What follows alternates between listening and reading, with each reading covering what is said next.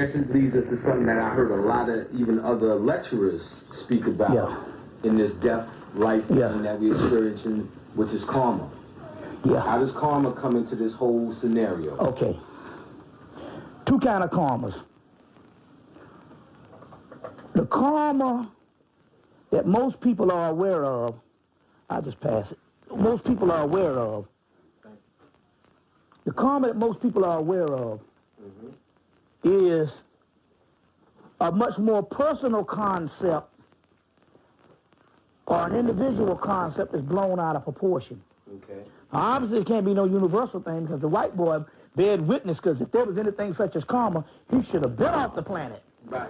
But they have violated every damn law that lets you know that obviously, obviously this word, this thing that you call karma, doesn't apply.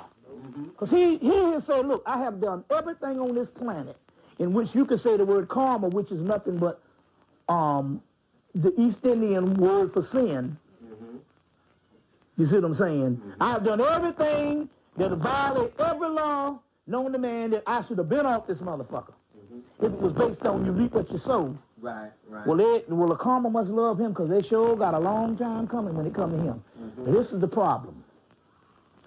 The karma that it was talking about had two aspects to it.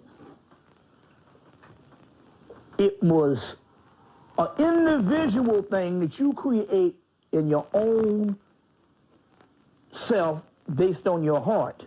You see what I'm saying?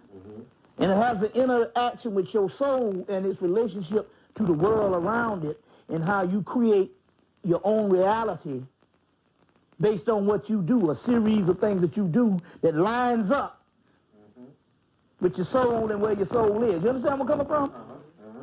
But this whole concept, so they took a individual concept of you mastering your own domain and turned it into a universal concept that if I step on this roach, I'm going to have karma. So they made it a damn, so what happened here is you got to understand the difference here. By the time it gets to the Buddhists or the Tibetans, they're separated from the original Vedic system by thousands and thousands of years. And although it can be 2,000 to 3,000 years ago that these concepts got blown away, it's still a late concept and a degraded concept compared to the original inception of this shit. And so we're looking back to something that's 2,000 years old and going, well, it must be the truth because it's old. No, that's young. It might be old to you, but compared to the original concept, it was separated down to 10,000 years.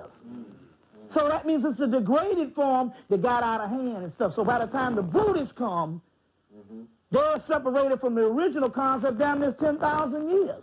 Because the original ones is Cushite that come out of Ethiopia. But even when it settled that particular land of India, it was thousands and thousands of years before the time you get the Buddhist concept, which is nothing but their form of fundamentalism, moralism.